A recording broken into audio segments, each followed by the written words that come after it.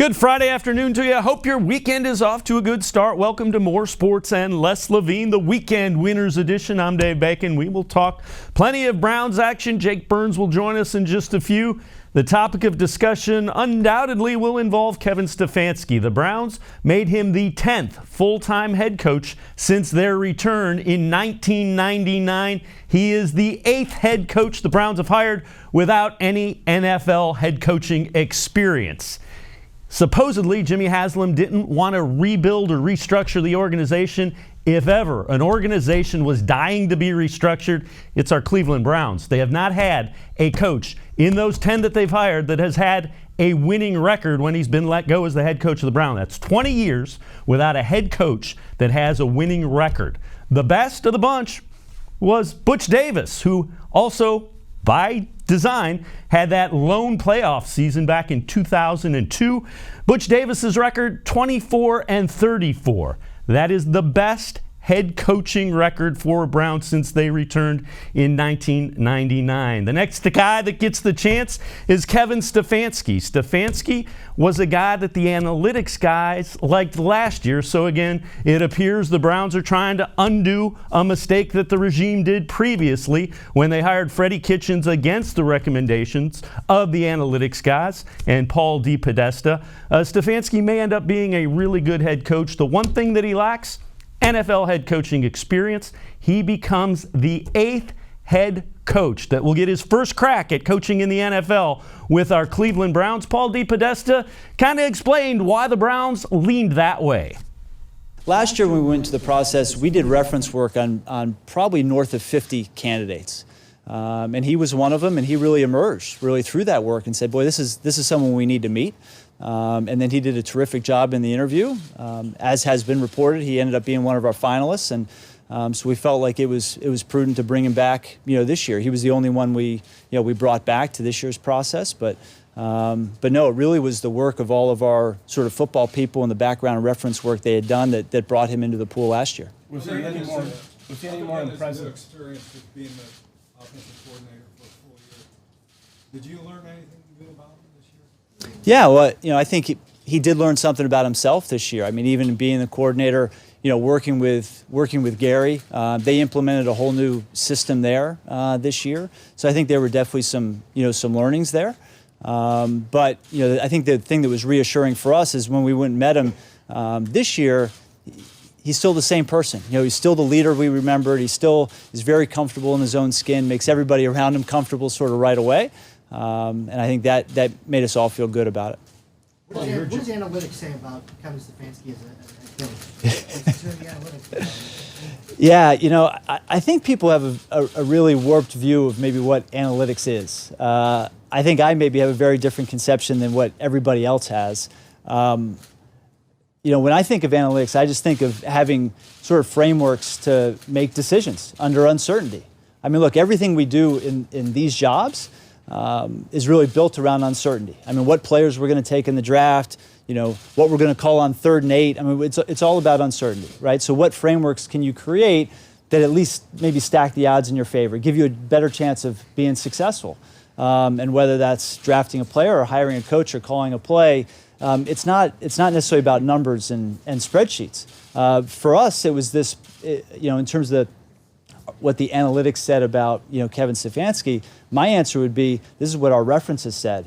This is the personality testing that we did. This is what the interview process was. Those aren't numbers, or again spreadsheets or anything like that. But it is the framework we use to try to come up with the best candidate. And ultimately, Kevin checked all the boxes. Well, how much pressure was on this group to get this right? I mean, obviously Baker going on multiple coaches, the math. You can't keep doing this every 2 years. Yeah, no, look, I'm a big believer that there's a real cost to change. Forget about financial costs. There's a cost to turnover. We talked about it in there, the different coordinators that people have had to go through, different people in the building, different philosophies, different schemes. There's a real cost to that. We have to get this right. When we went, when we embarked on this, what was it, close to 2 weeks ago now, we talked about what we're looking for is we're looking for someone for the next 10 plus years. I mean, that's our goal here. That's what we want. And ultimately, if we want to be a championship level organization, which is what we're shooting for, that's what they have. They have coaches that have been in place for a long time. Now, we can't jump from, year 1 to year 10, in 2 years. It's going to take a while, but that's really what we're looking for, was someone that we thought could give us some, sustainable success and some real continuity for a long period of time. And someone who could really be, for lack of a better term, sort of the CEO of the football organization, especially in terms of his leadership and his ability to bring everybody together, both on the field and off the field. I think that's what we have in Kevin. Well, odds are in the Browns' favor. Eventually, they got to get this right. 20 years, 10 head coaches. They average about 2 a year. A quick question for you. Who do you think the last winning head coach for the Cleveland Browns is? A lot of people are going to say Bill Belichick. Bill Belichick, arguably the greatest NFL head coach in history, had a 36-44 record in his time with the Browns. In case you're wondering, Marty Schottenheimer was the last winning coach back in the 80s, 84 to 88. He was 44-27. That's how long it's been since the Browns have had a really good NFL head coach. They're trying to marry Kevin Stefanski with a GM. They're hoping that it might be Andrew Berry. That's one guy that is into interview with the Browns today, Friday, as well as Ozzie Manfort. Now, he is with the Patriots, but has been the director of college scouting. Not exactly sure how that translates to being a good GM. We'll find out. But again, the Browns are trying to align the entire organization. Let's hope for their sake it works. We're going to step aside, take a quick time out. On the other side of break, Jake Burns will join us, and we will take a look into Kevin Stefanski, head coach, also what his scheme will be, all kinds of things with the new head coach of the Cleveland Browns. More sports, Les Levine. The Weekend Winners Edition will be right back. Stay with us.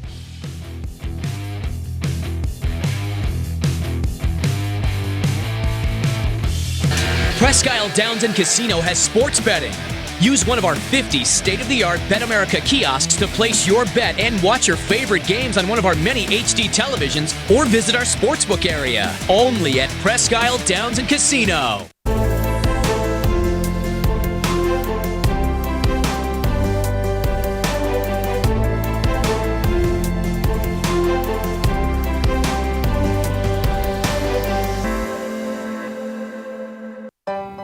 As a kid growing up, my dream was to go to college, play baseball, and get a degree. Coming out of high school, I had two choices. I was accepted into a 4-year university, but I decided to come to Tri-C after receiving a scholarship. I got my associate's degree at Tri-C. They transferred all my credits straight into Baldwin-Wallace, so I started at Baldwin-Wallace University as a junior. My name is Tyler Leonard, and I earned my first degree at Tri-C.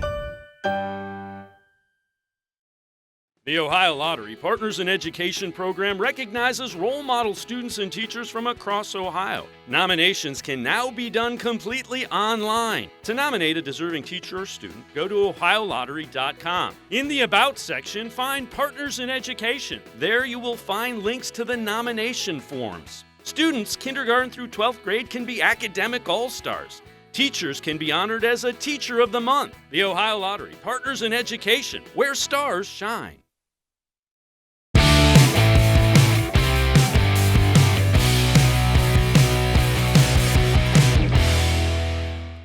Welcome back to More Sports and Les Levine, the Weekend Winners Edition. I'm Dave Bacon. So Kevin Stefanski becomes the Browns head coach. Now he will assemble a staff. They'll get together and hire a general manager as well.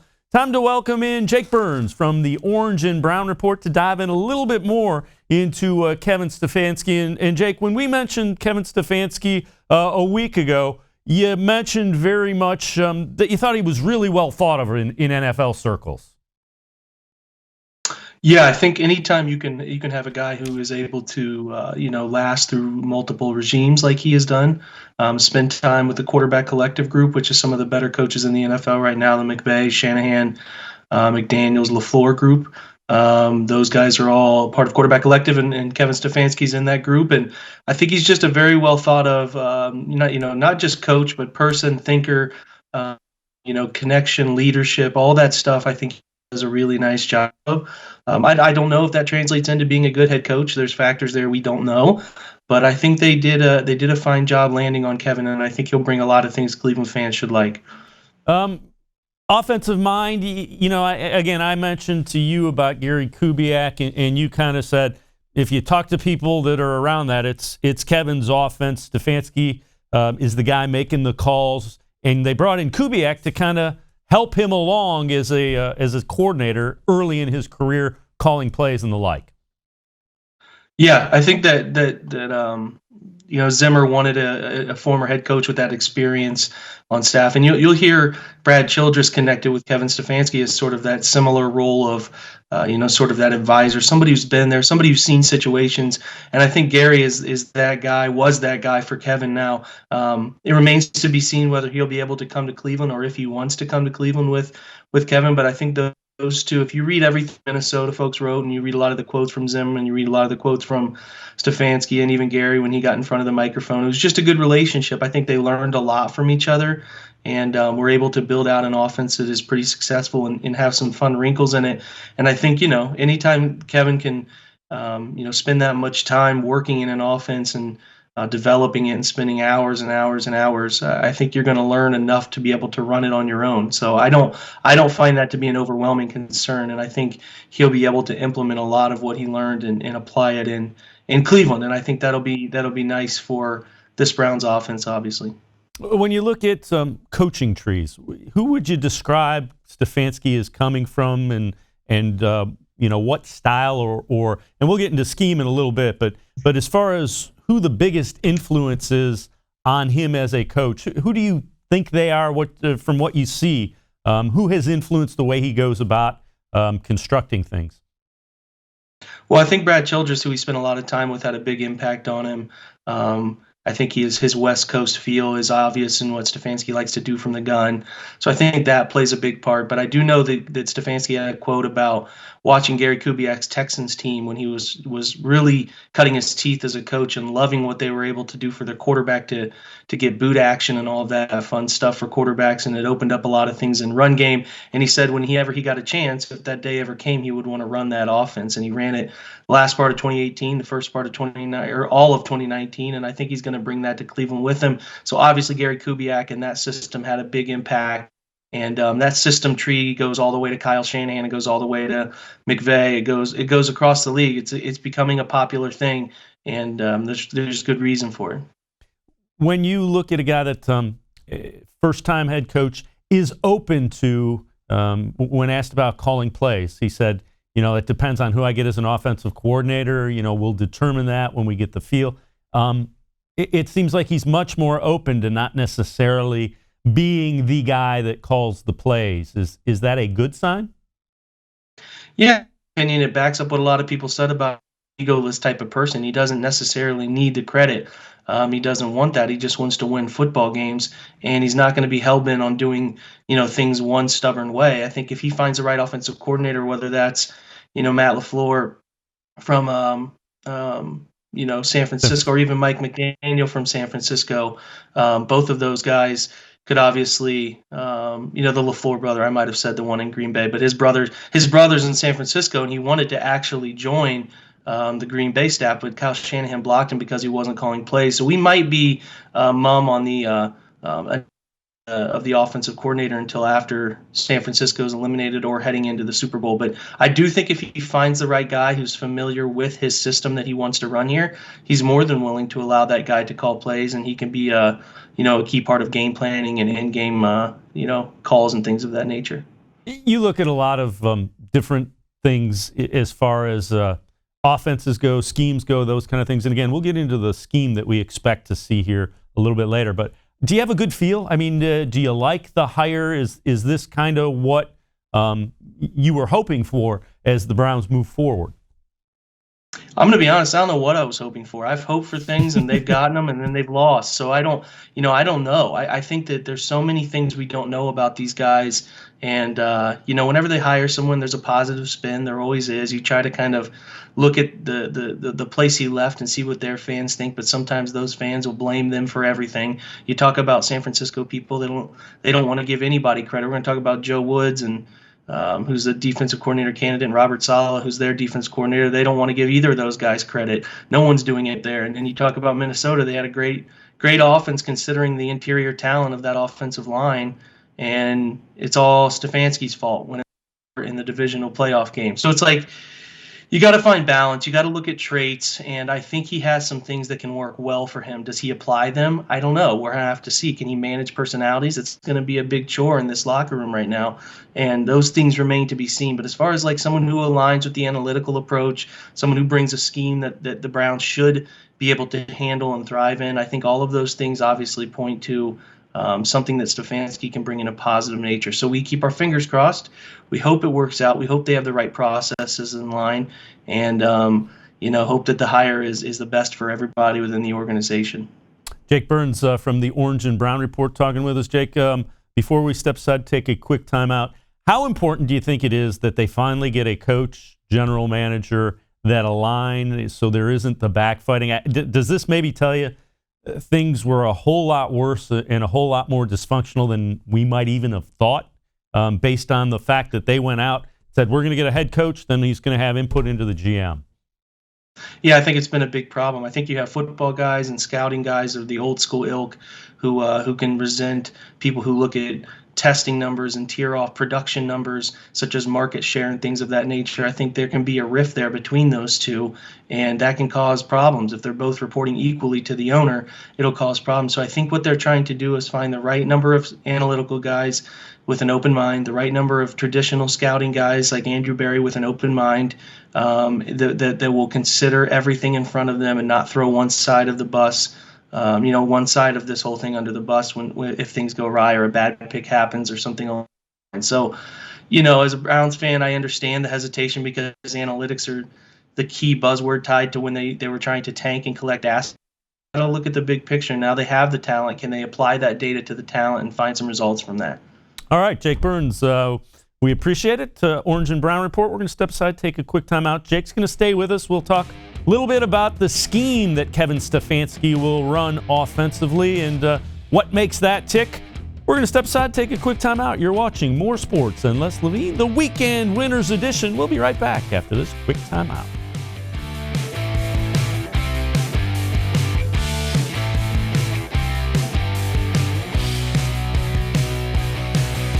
Celebrate Naturestone's 30-year anniversary with a free Naturestone floor.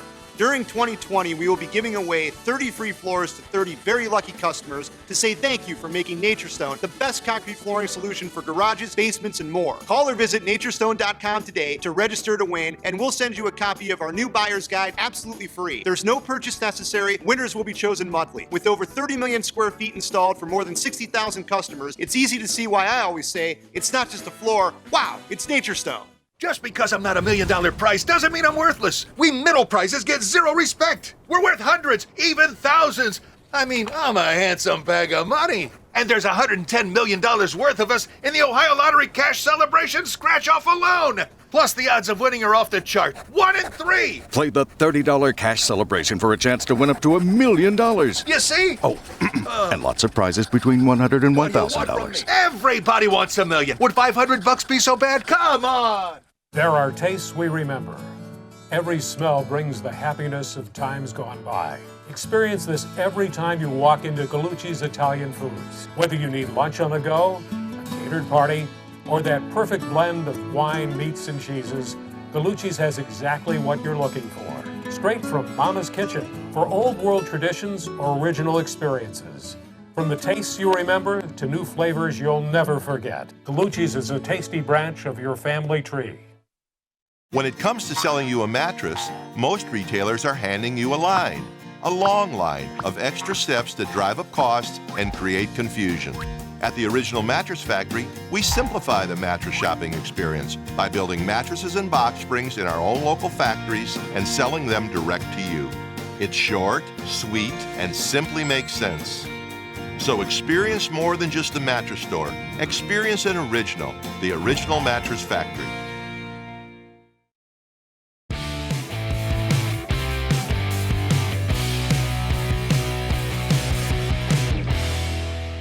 Welcome back to More Sports and Les Levine, the Weekend Winners Edition. I'm Dave Bacon. We're going to welcome back in Jake Burns from the Orange and Brown Report. Talk a little X's and O's, one of Jake's specialties. Jake, the offensive scheme that Kevin Stefanski runs, what can Browns fans expect to see? What kind of makes it go, and what chance does it have to be successful here with the personnel that the Browns have or might have? Yeah, I think what you're going to see, if you can recall back in the 2014 season, they went 7-9 there. They had a pretty friendly scheme that saw Terrence West and Isaiah Crowell run really well in an outside wide zone scheme, and that coupled play action with it very well with the likes of Andrew Hawkins and Josh Gordon when he came back from suspension, and I think it was Jordan Cameron was still the tight end at that time, or Gary Barnett too. But it's a familiar scheme if you've been watching the Rams, if you've been watching the 49ers. There are different wrinkles, there are different things these guys do, but their base play is wide zone, and it's that stretch that they're trying to put on the perimeter. I wrote about this on the OBR if you get a chance to read it. It's out there for you, how they teach this scheme. Give the running back three options: either bounce it outside, bang it, right off of the tackle's block, pushing somebody outside, or you can bend it, cut it back to the backside. It's a really friendly running back scheme, and one that Nick Chubb's very good in. The Browns ran it plenty. They didn't make it their base play, and they didn't build off of it. That's the big thing you'll notice with Stefanski's offense, is that they build off of this play, naked bootlegs for the quarterback. Screen game comes from it. It looks like it. All of those sorts of little wrinkles. Stefanski often talk about marrying the run game and the pass game.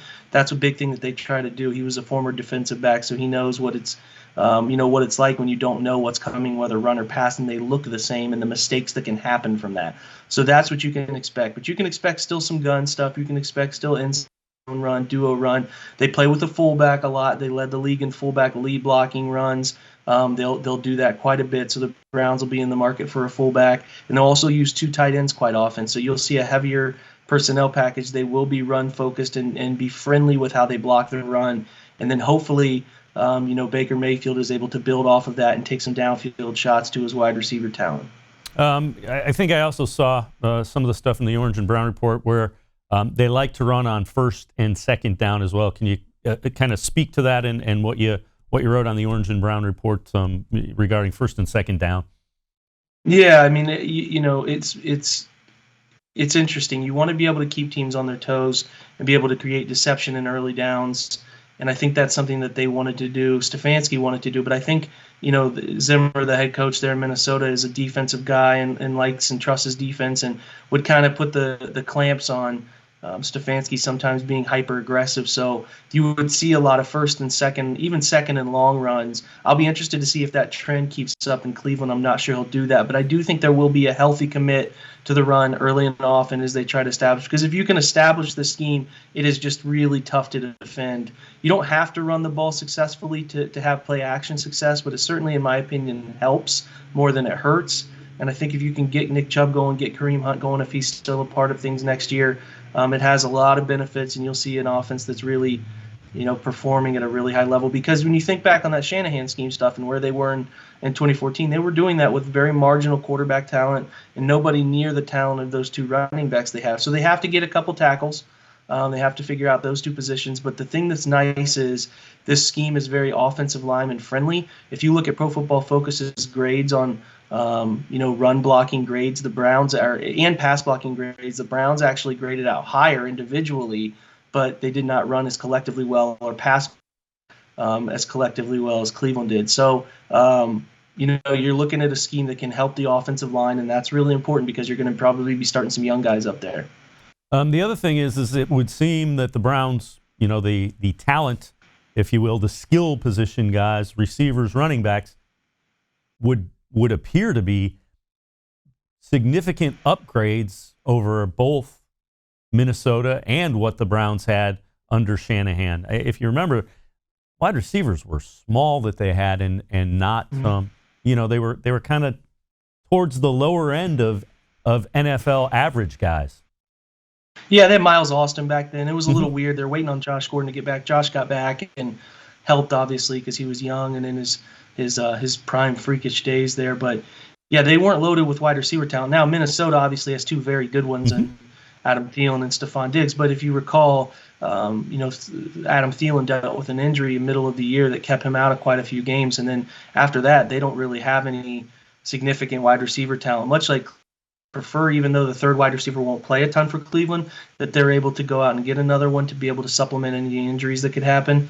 So, but you're right. The point of your question there is right, that they will have better talent. This might be the most skilled talent that Stefanski has had in an offense, in the past few years. But the Vikings had two very good tight ends, in my opinion, last year. Irv Smith and Kyle Rudolph were very willing blockers. The Browns are going to have to figure that out. And they're also going to have to figure out, a fullback that can handle some duties as well. And there are names out there like C.J. Ham, who's with Minnesota last year and is a restricted free agent. Kyle Juszczyk has, the mentor kid who, Harvard grad, started with Baltimore, now is really thriving again. San Francisco has a big option coming up for about $6.3 million, so he'll be on the market as well. Maybe if San Francisco decides to decline that if money gets tight. So it should be a fun market, though. Derek Watt is also out there too. So some names that can be had. Would you expect the line get upgraded significantly just because they do want to be able to run the ball effectively, or does this scheme is that what you're getting at? This scheme kind of understands, okay, this guy doesn't do this, so we don't ask him to do that. Yeah, I think the scheme will help. I certainly can help if it's taught the right way, and if James Campen is back, I think he'll do a fine job with it. I don't particularly expect them to replace any of their inner three. I think they'll keep Wyatt Teller. Obviously, they're going to have their two veterans at center and left guard, and Treader, but they're going to probably draft a young tackle. They might even draft two young tackles and keep Kendall Lamb on the roster too, to be that swing player who could start off the year, and we'll see where it goes. But in my opinion, it'll be two different tackles, and it'll be a challenge. It'll be a challenge to get those guys amped up and ready to go. But there are guys like Tristan Wirfs out of Iowa who played in this scheme, similar zone scheme, who can fit right in. So it'll be quite fascinating to see which guy they end up taking there at 10. Jake Burns of the Orange and Brown Report. Stick with one more segment. Let's flip sides of the ball. Let's talk some defensive coordinator. When we return, we're going to take a quick timeout. More sports and Les Levine. The Weekend Winners Edition will continue here on cleveland.com. Jake Burns from the Orange and Brown Report. He'll join us to talk about the defense and the defensive coordinator. Straight ahead. Stay with us.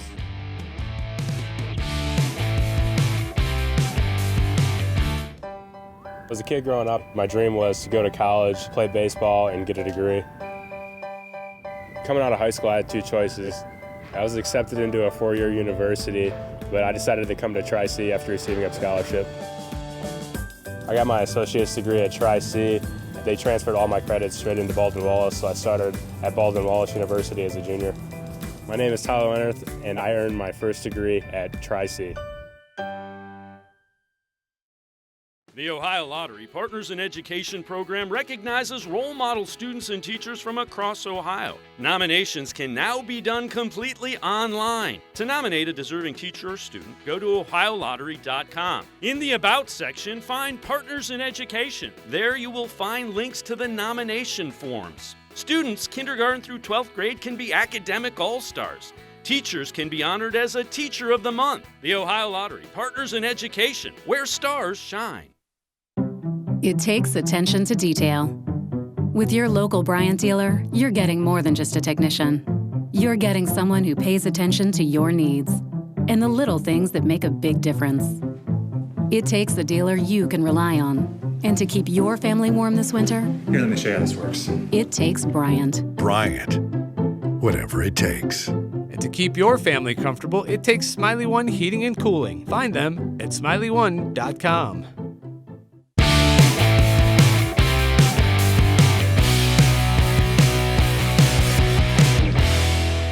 Welcome back to More Sports and Les Levine, the Weekend Winners Edition. I'm Dave Bacon. We've been talking about Kevin Stefanski, the guy, the head coach that the Browns hired, his offensive scheme. We're going to welcome Jake Burns from the Orange and Brown Report back into the show and talk a little bit about the other side of the ball, the defense.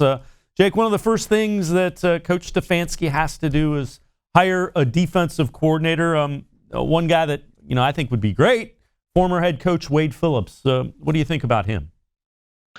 Well, when I first heard that there was some leaking news that chance Wade comes to Cleveland, it was I felt like it'd be a home run. Obviously, Wade has coached successful defenses dating back to the early 2000s, Atlanta, the Chargers. He was a head Cowboys didn't go quite as he planned, but had decent defenses there. The Texans and Broncos, obviously, during that Super Bowl run. And then he was with the Rams, too. So I like that he's been with head coaches that are younger.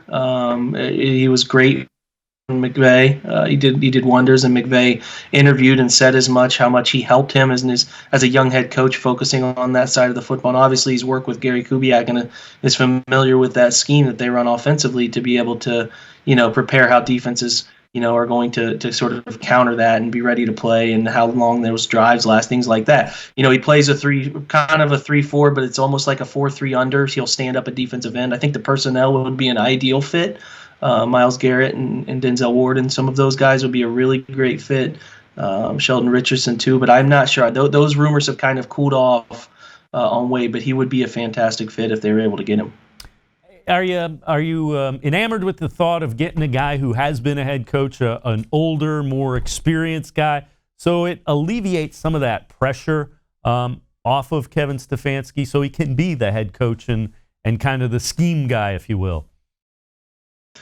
Yeah, certainly. I do think it helps. I mean, I think any guy who's been there and has been around important football games and been around so many various, Wade's 72 almost, and that's probably the one thing that's working against him. Maybe is they want a younger guy who'll be here for a while with Stefanski, but that's probably looking past. The Browns need to get past before they worry about that. But nonetheless, I think anytime you can have somebody who's been there, seen situations, seen many game plans, nothing on film would probably surprise Wade, and I think he'll have a plan for anything. So it would help. I think it would certainly help more than it would be detrimental. Another guy that you're hearing some of is George Edwards. That's the defensive coordinator for the Vikings from a season ago. The Vikings announced he will not be back. So what do you think about Edwards, and what do you know of him as a defensive coordinator? Yeah, I know that his time with the Bills when he was running a defense and actually calling plays about 6 years ago or so didn't end very well. I don't think they had a ton of defensive talent at that time, necessarily, and I think that kind of hurt him as a continuing DC. I think he learned a lot from those times. Went to the Dolphins, was a linebacker coach around some decent Dolphins defenses, and then obviously was on a part of, as the defensive coordinator, some really good staffs with the Vikings. And but the difference being that he wasn't necessarily calling plays. That's Zimmer's job there in Minnesota. That's what he's best at, dating back to Cincinnati days. So you're again taking a risk on a guy here who hasn't really truly called defensive plays since 2010 to 2011. So there's a little bit of mystery there, but he's been a part of good defenses, for the past 6-7 years now, and he's been with a very sharp mind in Zimmer, and I think he's probably learned a lot and would love to get another run and apply his teachings there. And it seems like Minnesota is in the ilk of replacing him with a family member.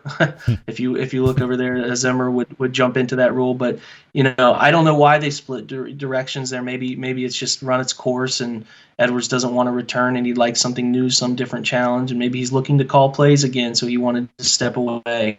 You never really know. So I do think, though, if they get him, he's been a part of good defenses, and I think he's more than capable if they want to keep that comfort between a guy who was on staff with Stefanski last year.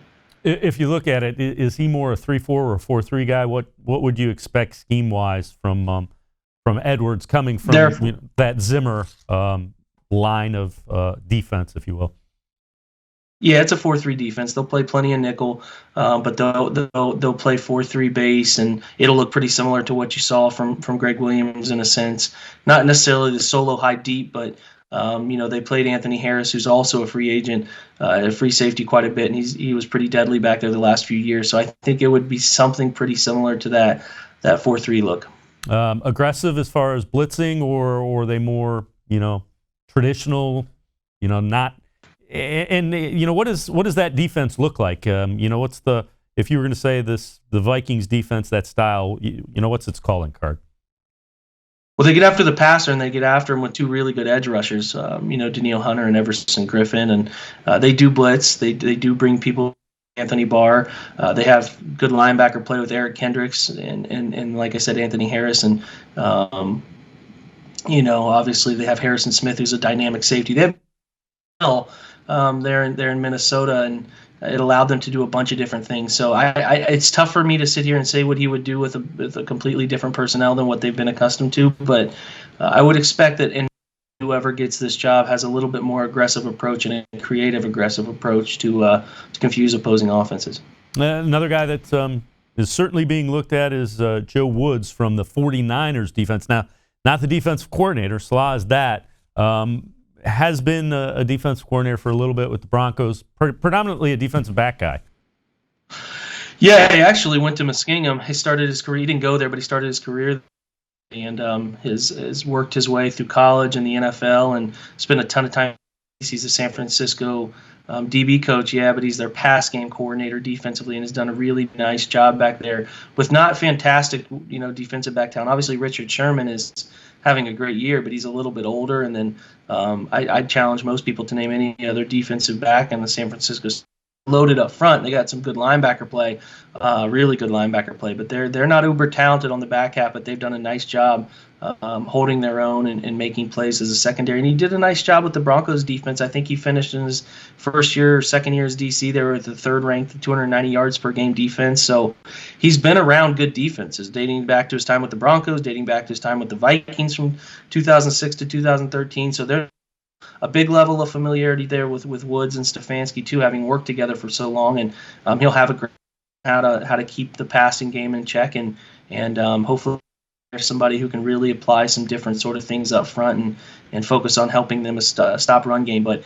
a guy who's been around a lot of good defenses has done some really nice things with secondary. So I'm intrigued. If my money were on somebody of these three, it would probably be on Woods.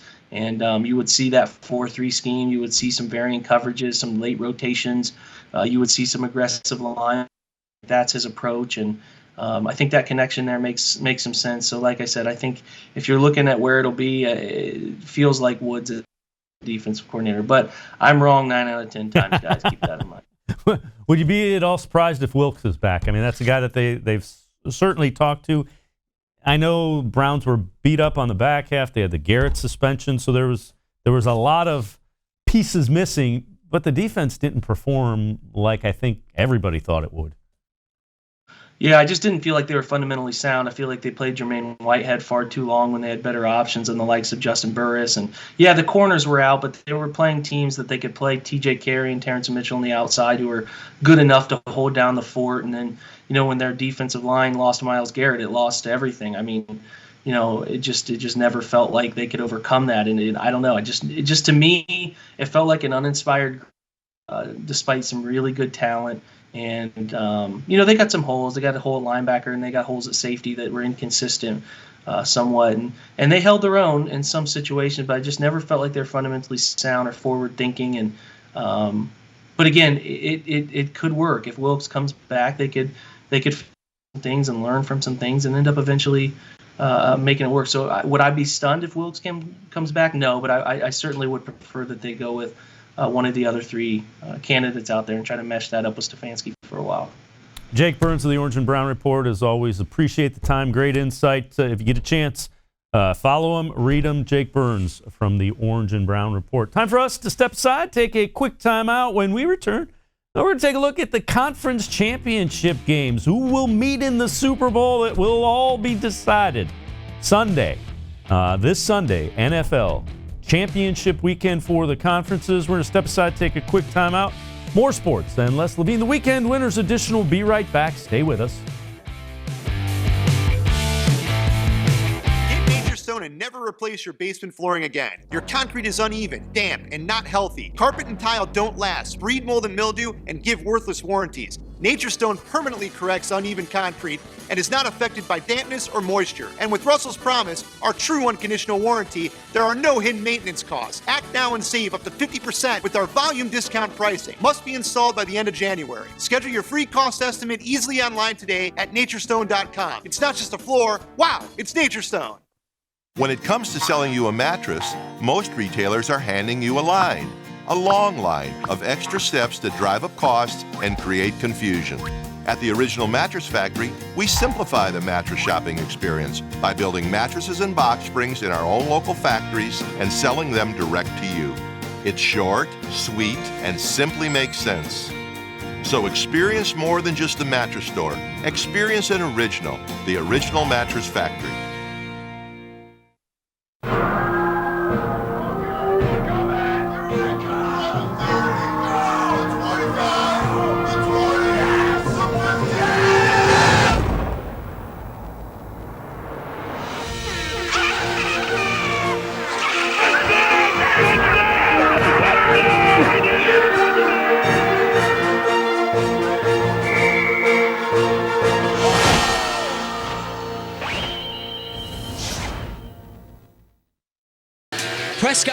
Townsend Casino has sports betting. Use one of our 50 state-of-the-art Bet America kiosks to place your bet and watch your favorite games on one of our many HD televisions, or visit our sportsbook area. Only at Presque Isle Townsend Casino.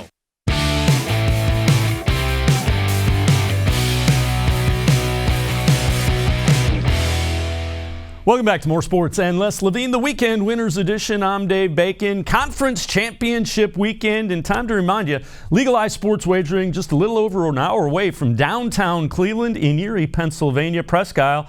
Downs and Casino right off of I-90.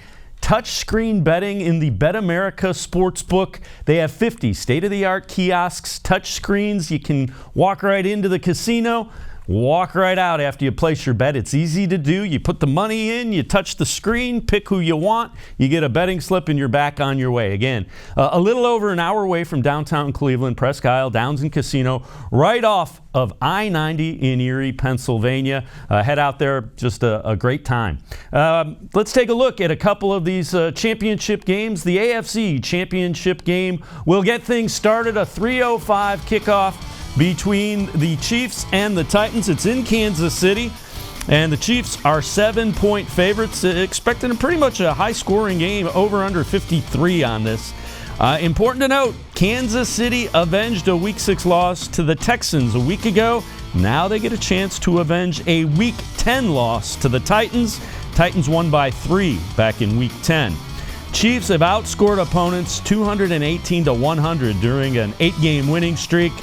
Titans also playing well, though. 5-0 in their last 5 road games, winning by an average of almost 16 points a game. When you talk about the Titans, Derrick Henry is running over the competition. 32 rushes, 196 yards in the last 3 games. Week 10 against the Chiefs had 188 yards, a couple of touchdowns. Mahomes getting it done, playing like an MVP. 22-3 touchdown to interception ratio in the first half of the season, 92 in the second half. And Tyreek Hill had 157 yards and a touchdown in that Week 10 meeting. Over in the NFC, the late game on Sunday, Packers in San Francisco, 49ers a 7.5-point favorite. Over-under on that, 45.5. The Niners just beat up the Packers in a Week 12 matchup, won it by 29. And Tevin Coleman set a career high with 22 rushing attempts last week. He's been running the ball effectively since 2007. Rodgers is 0-3 when playing at home in California, 3-5 in his career. Devontae Adams has played really well, averaging over 115 yards and a touchdown in his last 4. Sherman, lockdown corner, has been playing great as well. Got to keep an eye on, as always, with the 49ers, that tight end, George Kittle, 6 receptions, 129 yards, and a touchdown in that Week 12 meeting. He is questionable, but unless he can't walk, you would expect him to play in the NFC Championship game. He is Jimmy Garoppolo's biggest threat. Again, want to remind you, legalized sports wagering, a little over an hour away from downtown Cleveland, Presque Isle. Downs and Casino right off of I-90 in Erie, Pennsylvania. 50 state-of-the-art touchscreen betting kiosks in the Bet America Sportsbook located throughout the casino. Well, that'll do it on this edition of More Sports and Less Levine. Want to remind you that Les will be back in the chair on Monday night, and we will see you again back here on More Sports and Less Levine, the Weekend Winners Edition, next Friday. Have a great week and a great weekend, everybody.